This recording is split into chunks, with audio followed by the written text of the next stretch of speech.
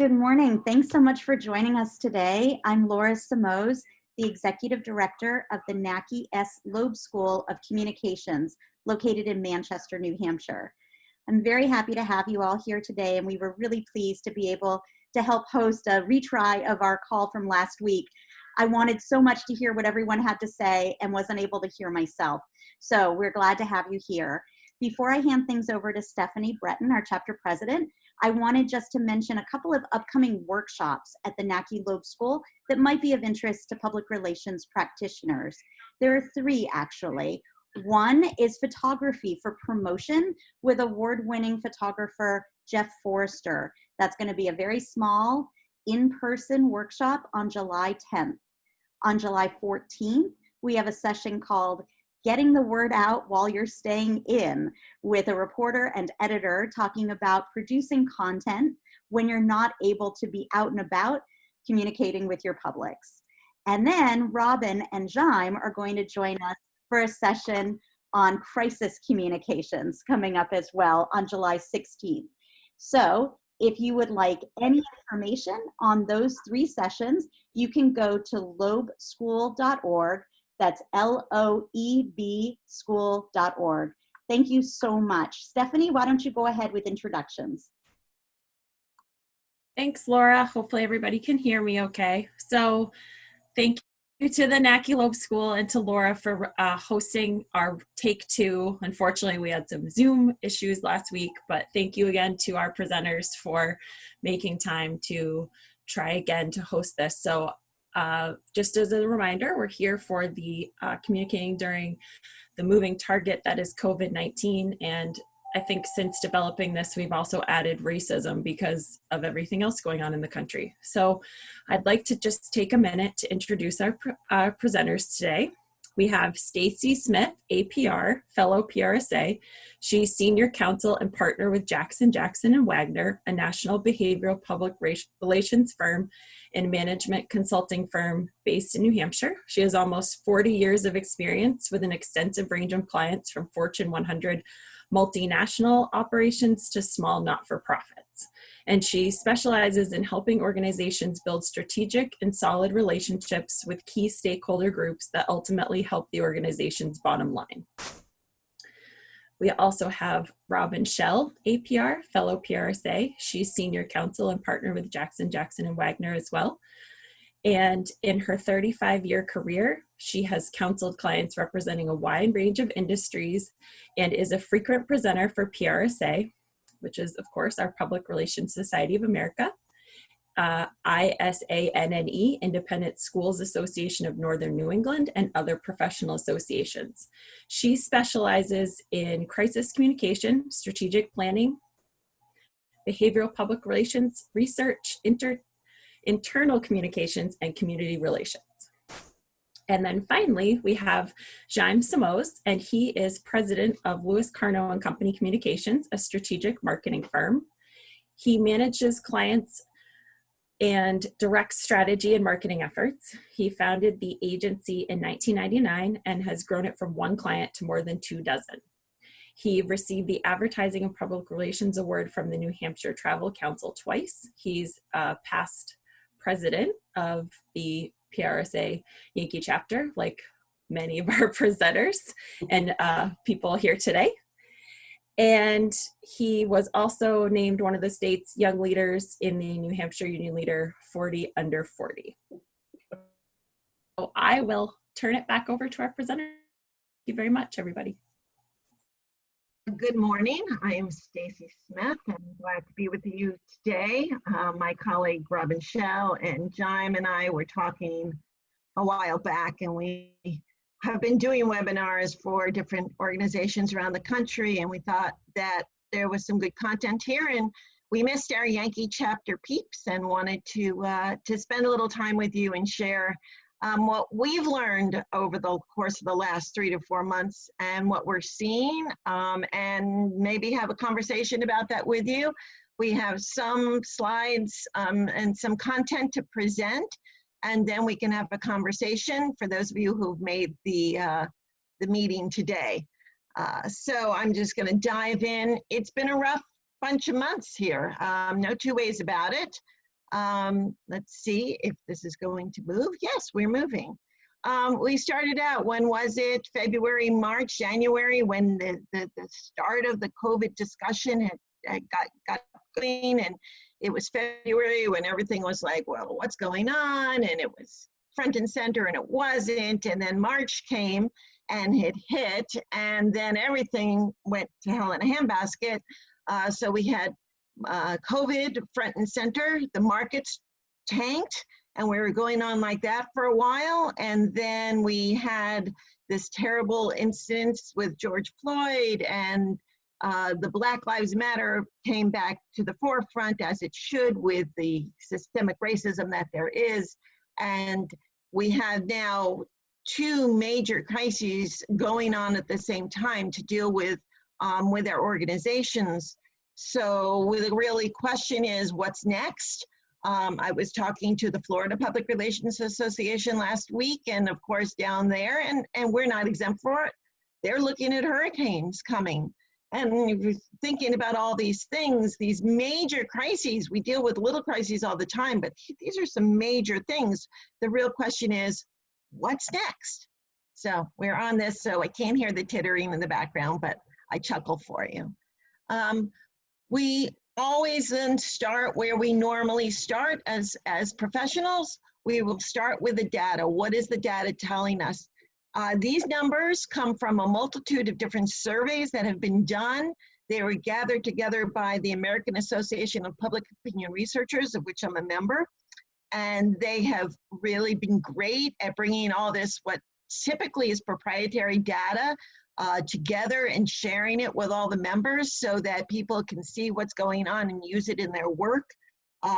If you want any details on any of these pieces of research, drop me an email. I'll shoot you the link for it.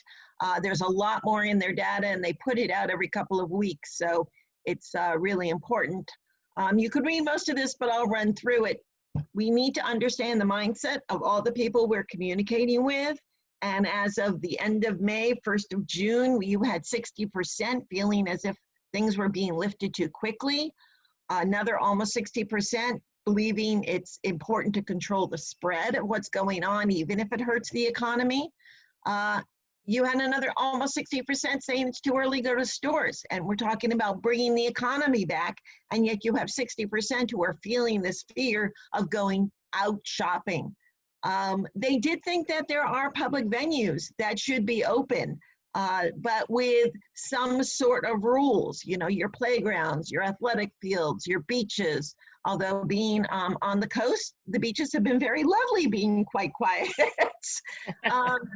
You have 81% of Hispanics and 75% of the Blacks feeling that someone in their family, very worried that someone in their family are going to catch us, and compare that against 58% of whites. So now you're seeing some discernment between what people are thinking and what their backgrounds are bringing to the table, particularly when you see the coverage all the time about how those particular groups are suffering more from the virus. 64% say they're avoiding going to public places. So I know the governor is like on target. Let's open our restaurants back up, and everybody's trying to do it. The question becomes, you know, are people going to show up? So, you know, you have an employee base. There's like, do I go back and maybe not make the money I was making before? And how do I function like that? So there's real questions in floating on that. 27% said it's a huge risk to return to normal pre-virus levels. And I think the most interesting study the behaviorists are going to look at very carefully are this whole thing around mask wearing. 90% claim that they're wearing masks outside the home at least part of the time.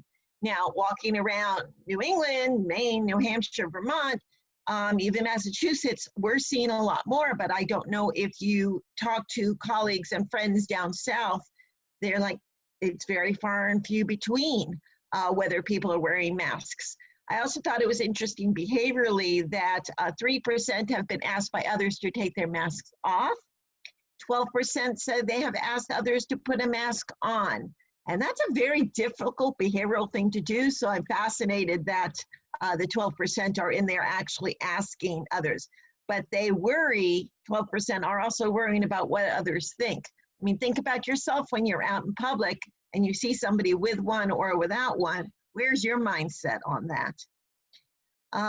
So let's think about this is kind of the environment in general, but it's very important when we're talking about communicating to our employee base to know where their mindset is. And some of this stuff you may know, I hope you know it. Some of it you might need to go back and kind of get a feel for, but these are some areas that we think you might want to examine a little bit more closely. What were your employee base's trust level before the virus even hit? If it was low, then you know you've got an uphill battle getting them to understand and believe what management leadership is saying to them now. However, it is an opportunity if leadership chooses to be and can be transparent and very open about things to actually try and increase that trust level. So where are they now? Where were they before and where are they now? What's their risk aversion levels? Are they very risk averse? Are you working with an industry or a group of people who are the type that just don't like to move, don't like to do anything different, like their routine, they don't want to take chances? Or you have an employee base that's more out there and fluid? Risk really drives behavior about what people are willing to do. Who are their influencers and their opinion leaders? Who are they going to watch both inside their organization for what behaviors they're giving you and externally what's happening out there? Affinities and barriers. These are things, and I'll talk about the behavioral model quickly in a minute. Affinities are things that are part of their psyche that will allow them or encourages them to give you the behaviors you need. For instance, most of us have an affinity for having income and being able to pay our bills and our mortgages.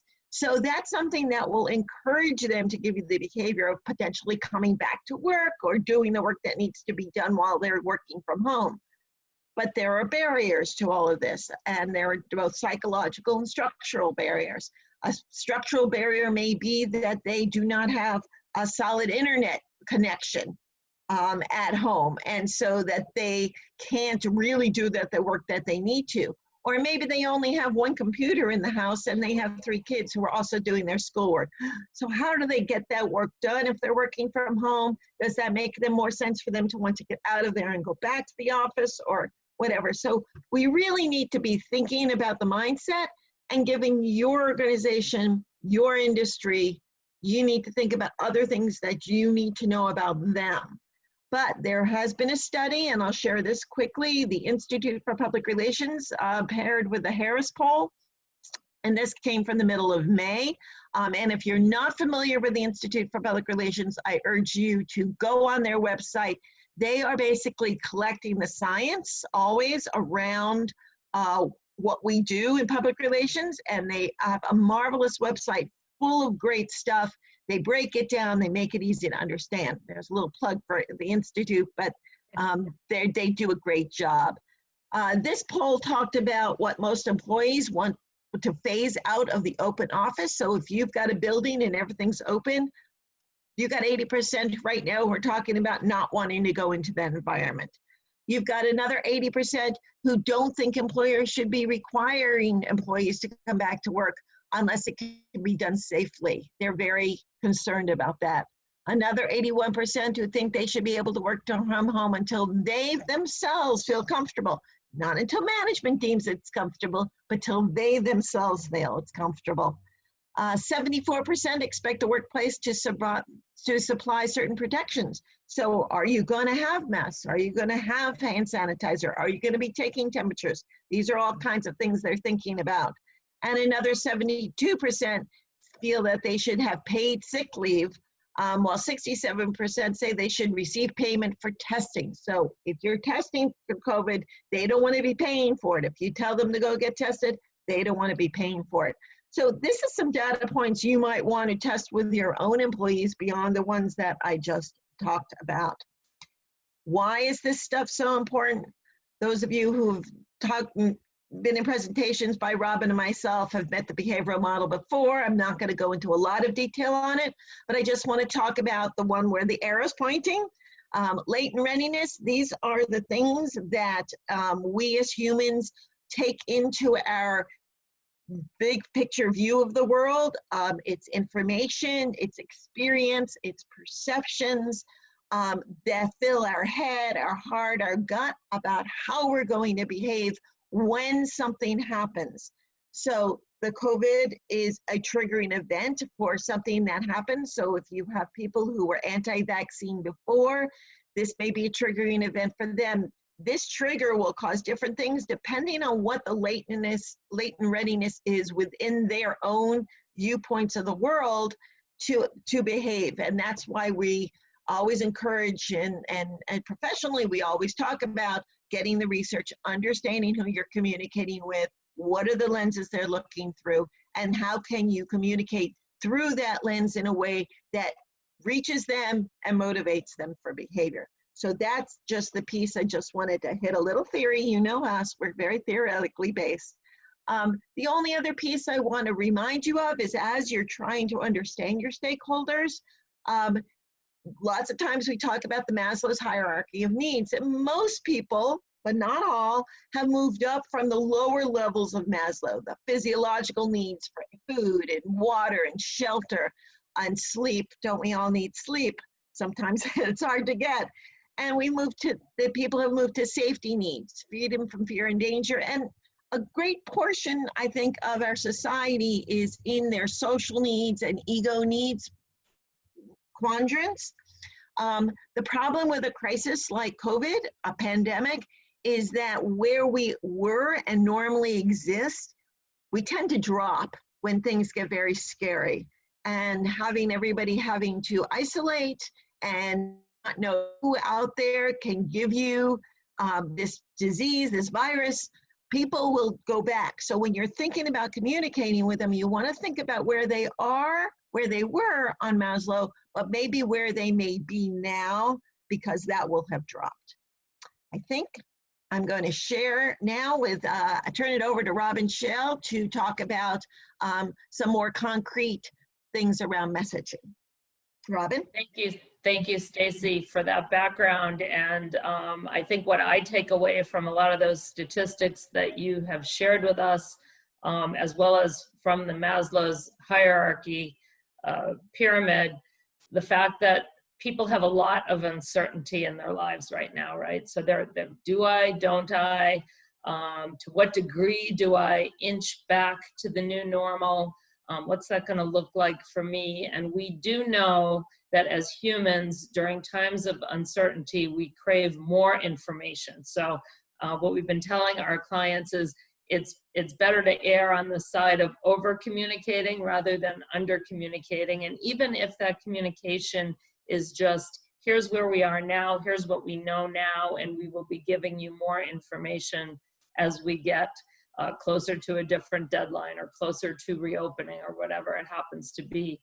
I think the interesting takeaway for me from Maslow's, and I live in Massachusetts, and so Governor Baker had been pretty conservative, and our stay-at-home orders lasted for a very long time, and I felt that during the time when we were all hunkered down, so to speak, and really focusing on those basic needs, the food and the shelter and the sleep, and even the safety, that third level of group activities and all that social stuff, it emphasized for me how much we all missed it and how we were trying to get creative, even things like this, having Zoom presentations, but even on a personal level, a lot of my friend groups were saying, hey, let's do a Zoom, dinner party, or, let's have coffee together via Zoom. So I think this whole thing has been a real wake-up call to the mindset of people. Yes, they're uncertain, but they also really miss human interaction. And just as we've always said, face-to-face communication can never be replaced completely. I think this whole thing has driven that point home for me anyway, that it's something that we all really need. But back to the point about over-communication and the importance of giving out messages that are going to really resonate with our key stakeholder groups. We've been helping a number of our clients message with their certain audiences in different situations. So I thought I'd just spend a little bit of time on each of the components of those messages and give you some examples that might give you some food for thought as you're putting your own messages together for your own organizations. And the first one is to just acknowledge the challenges. This has been a very challenging period in our history for all of us. And there have been some challenging situations, and I'll talk about one that we faced with a client that's a private school client that serves pre-K through 8th grade.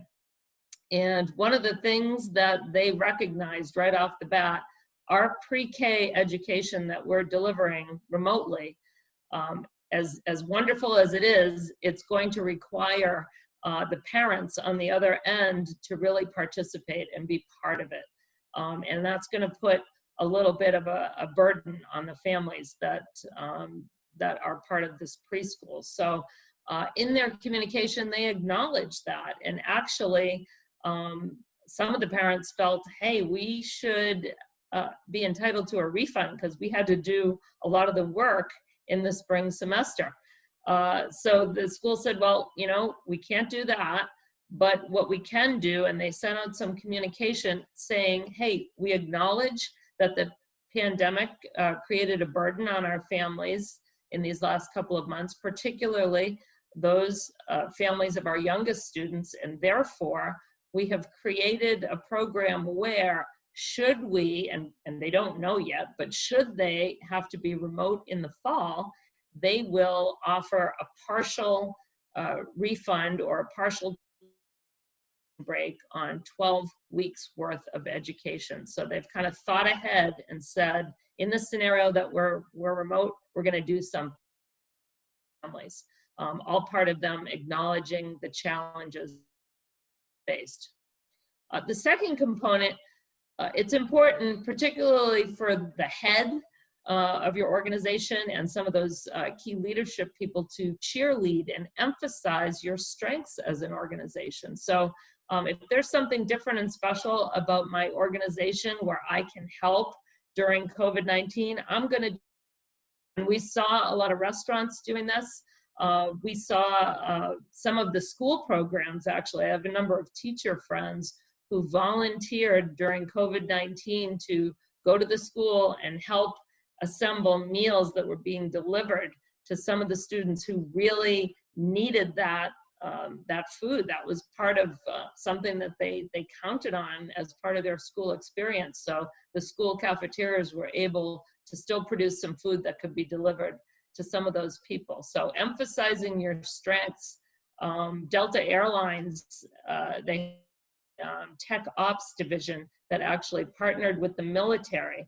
And one of the things that they could do with their special talents, they began converting dozens of single-use 40-foot shipping containers into rapidly deployable, reusable hospital care pods. So that's something that, you know, not every organization could do, but Delta could do it. And they talked a lot to their employee workforce about how proud they were that they could contribute in this way.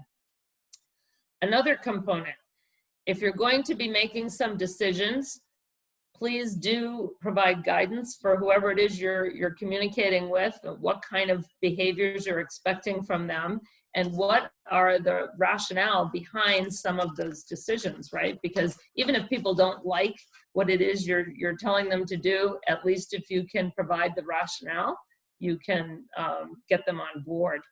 I was looking, I'm a UNH alum, so I've been looking at some of the communication UNH is doing on behalf of the whole Black Lives Matter and issue of racism. And I paid attention to the fact that they were very clear on why they decided to do what they have done. And they said, look, during this first period between now and August, we're going to say that part one of our approach to the solutions is that we're going to listen and we're going to learn. And that's going to mean a lot of discussions with students, with faculty, with staff, with alumni, to get their ideas and their thoughts on this before we put into place any kind of action plan. And that won't happen until August, after we've digested all this conversation. So they provided some guidance for us, and they provided some rationale for the decision on their timeline on communicating on that subject.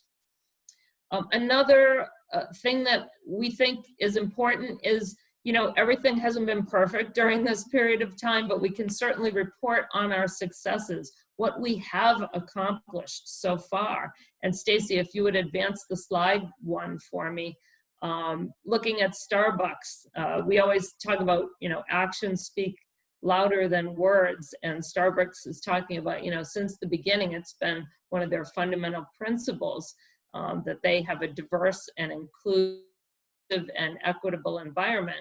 If you advance the slide one more, Stacey, just to kind of, show where Starbucks, plays out in terms of their percentages of their workforce for women and minorities. So they have been communicating with people about where we've been successful on those.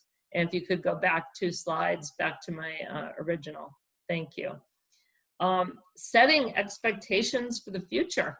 Back to someone in New Hampshire, the Southern New Hampshire University, and I have a couple of kids have been admitted for the fall semester, so they're paying close attention to the communications there. And the school came out and set their expectations. They said, look, we are not coming back to campus in the fall. As a result, they reduced their tuition to an online rate of $960 for a 3-credit course. And the president's message was very clear. Paul LeBlanc said, this isn't about what we want or what we don't want. We all know that we want to open. We all want to be back together in September, but it's really about following the best public health policy that we could for the protection of everyone. And he was clear, this is going to cost the university a lot of money, but it's important that we set expectations for what this is going to look like. And of course, as we deem it safe to come back, we'll be communicating with you about that in the future.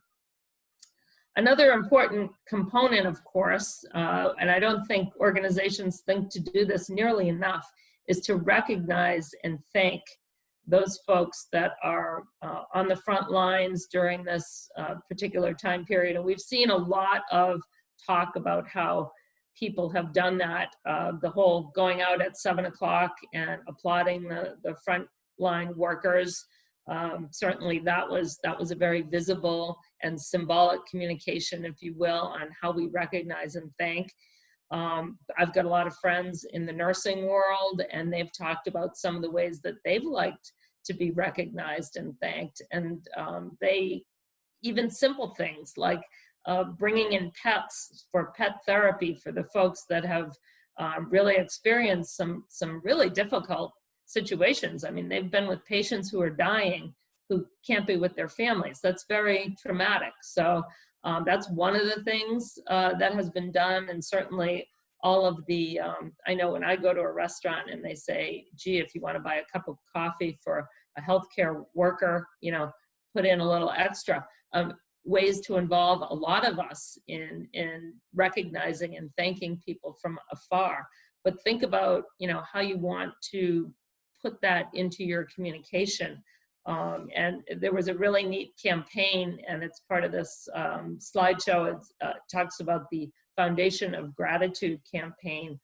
And this was in Alberta, Canada, and a lot of the foundations, how they came together to thank healthcare workers, and they had hearts that they were visibly posting. And there's a neat little link that you can go to if you ask for a copy of this presentation. I've included the link in there if you want to take a look at how they did that. And then just reminding people of core values. And we talk a lot about how core values are really the foundation for how you want your internal and external stakeholders to act, right? So bringing people back to remind them of the culture and remind them of what you're doing to strengthen the culture is important. One of the quotes from one of the school letters that went out to the internal audience, they say, even as we meet the challenges of this difficult time, we will continue to live our values of non-SIBI in pursuit of academic excellence, and we will continue to strive for equity and inclusivity in all that we do. So really kind of bringing people back to those core values that are driving the organization's decisions are an important piece. So that's really what I wanted to share with you, just in practical terms, some of the things we're seeing, messaging that's effective, but also keeping it in your own mind. We need to communicate more rather than less during this very uncertain time. And Jayme, I'm going to turn it over to you now. Thank you, Robin. Good morning, all. It's so nice to be in such good company. And I'll talk for just a little bit, and then if there are questions, we'll open it up to that. Otherwise, we're going to put this, I believe, on the PRSA Yankee website and social media, so folks can watch it at their own time and leisure. So the last 3 weeks have been a very difficult time for America. I think we can all agree that this is a discussion that we finally entered into after 300 or 400 years of American history, where we have made strides, difficult strides, and breached a topic that has forced everybody to kind of look at themselves and say, how do we get here? Now, I believe, Stacey, we don't have the slides for what I'm about to say, so I'll just read up. Can you see it? Is it? It should be up. I'm not seeing it, but that's okay. This is Zoom, and it's a whole new world. So, like, you know, listen, I say it and you read it. It's powerful either way. So what I did was I did a deep dive on what's being written by folks all over the country about where we are now, to try and get 4 ideas and concepts of how we could communicate better. I say this because it's kind of like the paradigm of the 3 bears. Some people are perceived to be doing too little. Others may be perceived as doing too much. It's a difficult place to find that just right, what fits in with your organization. And part of that means coming to terms with how have you and your organization, what have you done to address the issues of systemic racism? You know, if we look even right now, there's a movement to boycott advertising on Facebook because many have perceived that they have enabled and not helped prevent hateful messaging. We've seen, and Robin had pointed them earlier, Starbucks back down from a policy saying that their employees couldn't display on face masks or on shirts Black Lives Matter, the logo or information. They've now changed that. Taco Bell faced similar accusations. So when we have these difficult societal discussions, it often tends to expose nerves, and I think it leaves organizations open for criticism. So we have to say to ourselves, what steps can we take as organizations in this changing and very complex world to communicate with sensitivity? One of the things, the place I think we should always start with as communicators is to get educated. There's a lot we have to learn. There's a lot we don't know. There's a lot that we were taught that was wrong. There's a lot of things that we've overlooked. We have to say, what is really happening? How do we get here? What does it mean? How does someone of color feel right now? And, you know, understanding that perspective, having that empathy, I think is the crucial first step. And then we take time to reflect. I know that that is not always part of the approach of a communicator. You want to get right to the action stage, but it's really important to reflect right now. Take a moment of self-reflection, because I think some of the companies and organizations that have failed to communicate in an intelligent way are the ones that have made their own guilt the issue. They've made it about themselves. Well, if you're white, it's really not about you, it's about our society. And I think it's important to, again, take that empathy from step 1 and now bring it into step 2. And you want to offer something that's appropriate, something that's sincere. I think everybody wants to avoid the Walgreens Black History Month sale. That's not the place to go right now. And certainly I will share when I'm done an article from a person of color saying, you know, your tweets are very nice, but you need to do more. So you really need to reflect. And then before you talk, you need to listen. You need to understand. You have to gain perspective. And I know that seems related to the first two, but this is a set of progressive steps on a road to understanding, on a road to enlightenment.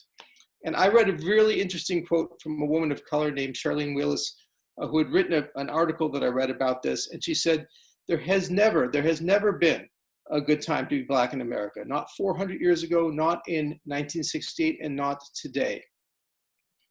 That's a very impactful statement. And, you know, we have to come to where we are and avoid some of the paradigms that we grew up with, some of the false things that society has put in front of us. If we're going to communicate, we want to take that moment to reflect and to listen and to hear other people's voices. And then with that empathy, we have to come up with a strategy that is both appropriate and in key with where we have been as organizations or as individuals. You know, there's nothing wrong with growth. One of the great books that I read was called Lies My Teacher Told Me by James Loewen, a book that I think we should all pick up and read again today. James Loewen is a historian who took American history textbooks and went through them chapter by chapter and found every single lie that was put there and explained why those lies were there. Systemic racism, it exists in America. It has always existed in America. And if we deny that, we're denying white privilege, which is one of the cornerstones, ugly cornerstones of our society. We have to understand that better. We have to understand how we got to be where we are and not repeat the mistakes of the past. Not that we all have the solutions within us, but we have to say something. We can't stay silent. I think being silent at this point is being complacent, and in many ways, empowering those who have gotten us to where we are today, the minority of people who deal with hatred and fear. And this is not a time to stick one's head in the sand. But again, I can't go back and say enough. It has to be appropriate. It has to not be about us. It has to be about where we want to be and where we're going, and having empathy and understanding. You have to be balanced. And you have to say to yourself, you know, where was I in 2019 or 2018 or 2017? What was I saying? Be careful. You know, if you posted something out there saying all lives matter and it seemed appropriate at the time, you may regret that now, but it's okay to talk about your own growth. Going back to James Loewen, one of the things he talks about is how American history textbooks rob us of the journey of Abraham Lincoln. Abraham Lincoln, of course, signed the Emancipation Proclamation on the first day of 1863. It's a long journey for him to get there. And that journey about Lincoln, from slowly giving up big chunks of racism that he had in himself and growing to the point that he could emancipate the slaves, is a really interesting journey. And when we deprive Lincoln of that journey, we lose part of our own journey, and we go back to a history that is not truthful. So speaking truth is very important right now. Again, I can't emphasize the word empathy enough. You know, now we know better. And so there's an expectation that we will do better. And there are lots of examples of corporations and organizations out there who are setting a good example. One, Procter & Gamble, they said, and I respect this, now is the time to be anti-racist. It is the time to take action. So look into your heart, look into your organization, look into your structure. Don't just schedule some sort of diversity training that takes an hour and a half and you check it off the list and you move on. Think of systemic racism, think of systemic change, think of how you can do things differently, think how you can do things better. That's not just communicating, that is doing. And doing and communication have to be interlinked. I don't think there's one easy path that we can all follow, but I think with these 4 points of, again, reflecting and listening and thinking and then communicating with empathy, I think we will find, hopefully, a way forward that will help us in these very difficult times. But hopefully out of difficulty, out of crucibles like this, come societal change, and change is beneficial to all Americans.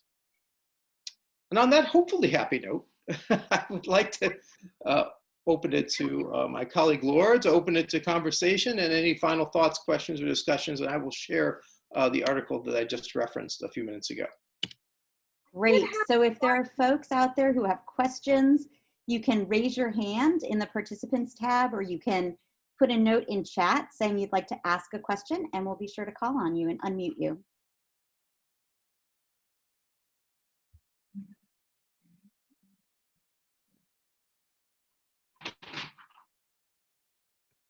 So I'm going to go ahead and get started. There was a question in the chat earlier that Robin, Stacey, and Jayme and I heard the last time we got together, which was the question of what happens if an employee doesn't want to come back to work post-COVID?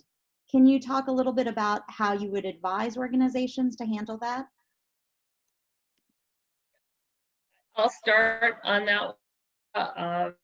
And interestingly, both of my kids are now working for the same company that is based in Boston, and it's a rather large financial services company, and they have been keeping everybody who works there abreast of these are our plans, you know, kind of in 2-week increments. You know, certainly their date to start back into the office has changed since the middle of March when all of this really began. And so right now the target date for going back into the office for them is July 1st, but they have said for a while now, we don't want everybody back in the office altogether. And, you know, we're thinking that you're going to come back in small increments. So a couple of people on each team will be in there at the same time at the beginning. So they've been kind of planting this idea in the employees' heads for a while. However, they did some research. They actually reached out to employees and said, okay, let's get down to brass tacks here. So if you have the choice of going in to the office for a full week, do you think you're comfortable going in for the full week? Would you rather go in, you know, 2 days a week? What do you see yourself? Or do you see yourself staying out of the office until September 1st? Because that's certainly been one of the options offered to people who are truly uncomfortable. So I think organizations ought to probe a little bit more deeply on where their employees are and what some of the barriers, back to Stacey's talk about the barriers, what's in the way for people? Is it a transportation issue? Is it because people don't feel comfortable riding the T in Boston, for example? And so are some organizations then going to offset the costs of transporting? So are they going to, you know, give them cheaper parking, or are they going to put money toward Uber? Or what are they going to do to accommodate that barrier? So I think it's a little bit more than just saying, you know, do you want to come back or not? It's trying to dig down into what's preventing you and how can we make you more comfortable. Masks, you know, what are the mask policies going to be? What are the, how are we going to have this place sanitized, particularly the common areas, that kind of thing. So it goes back to research. It goes back to really understanding what's in the way of people getting back there. And there's a flip side on this as well. If you have a group of people who have come back and you have an employee or two in that group who chooses not to for a variety of reasons, you have to make sure that the employee base that's there and coming in and taking that risk understands that this person who's choosing not to come in, it's their decision and they should respect that and be supportive. They don't necessarily know all the background of why this person's making this decision. It can lead potentially to conflict on a team. I'm here, why the heck aren't you?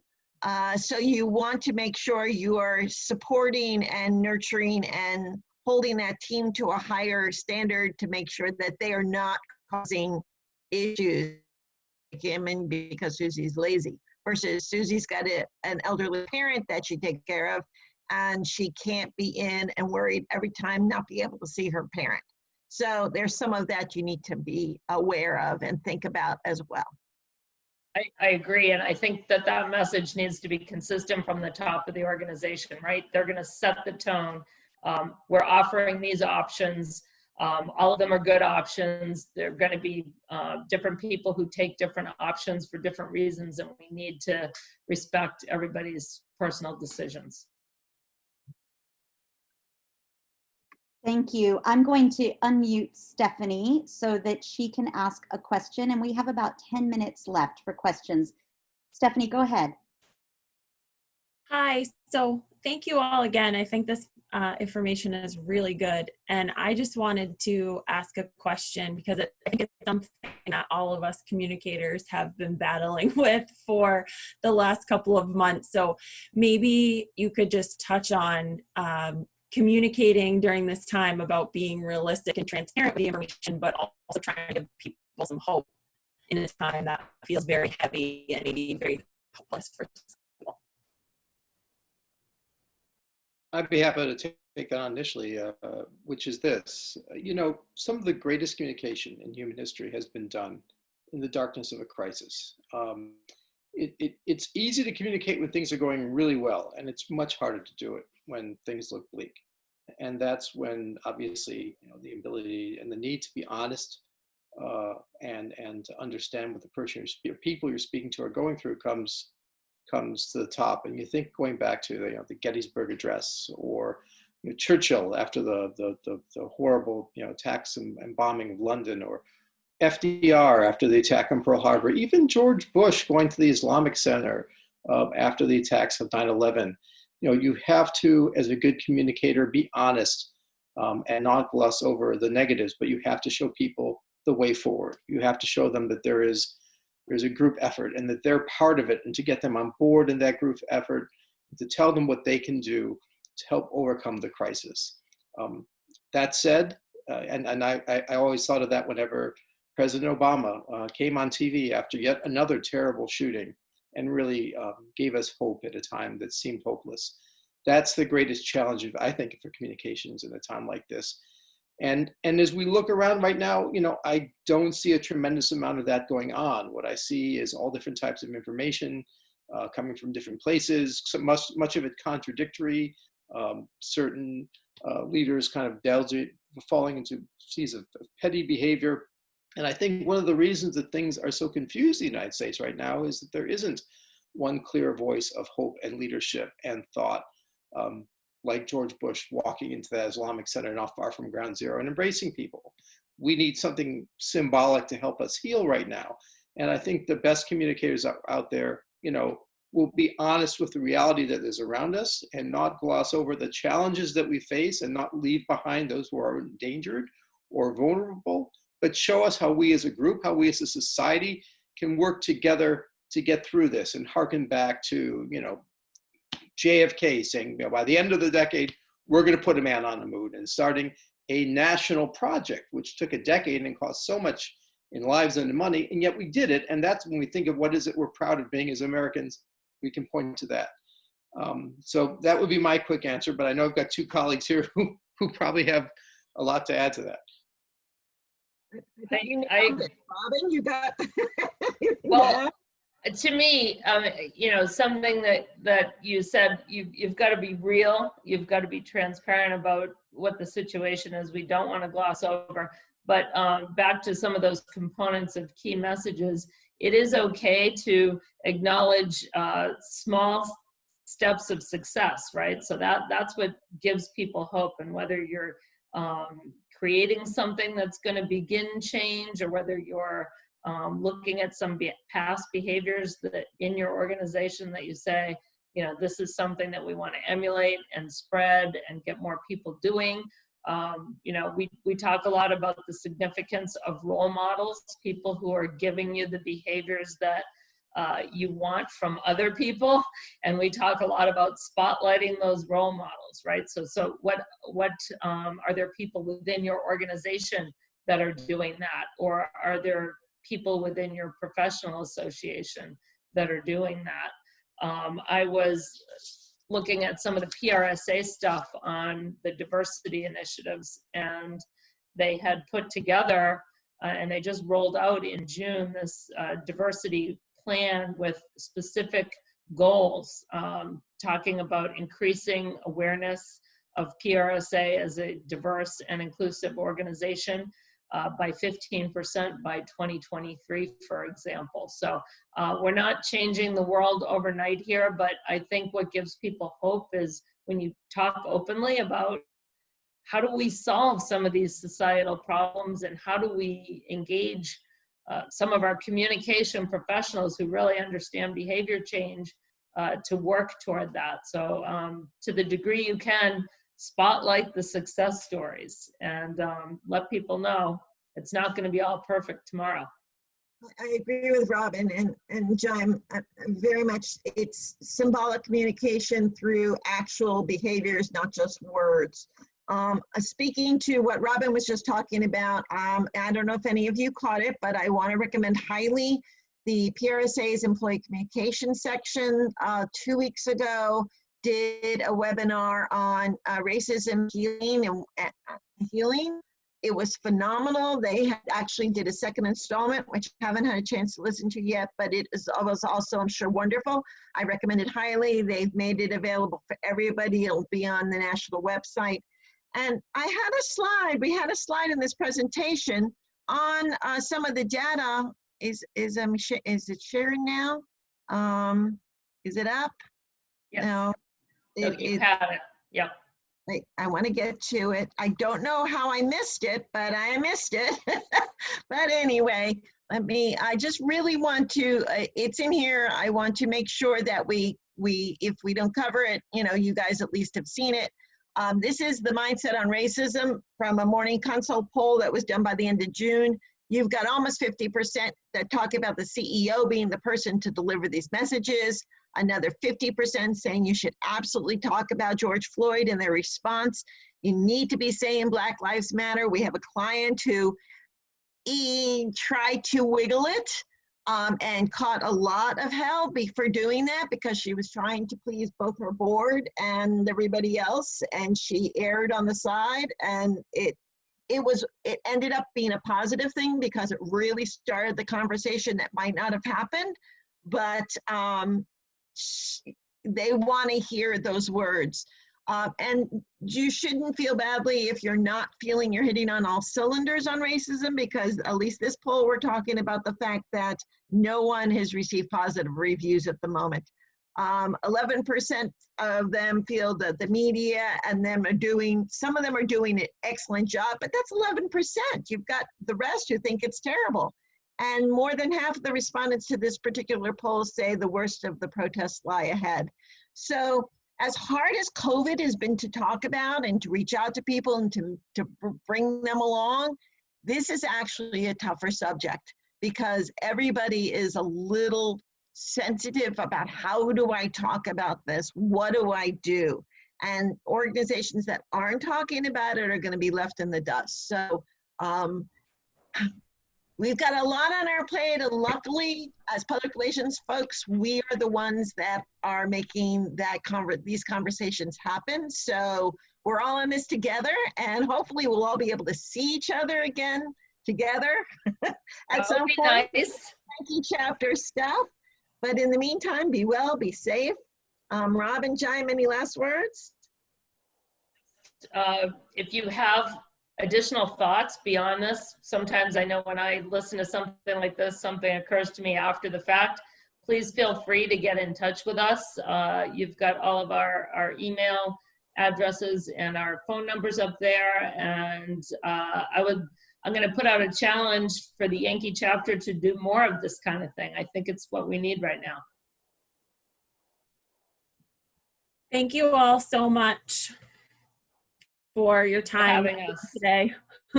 And yeah, thank you for coming back again to give it another shot.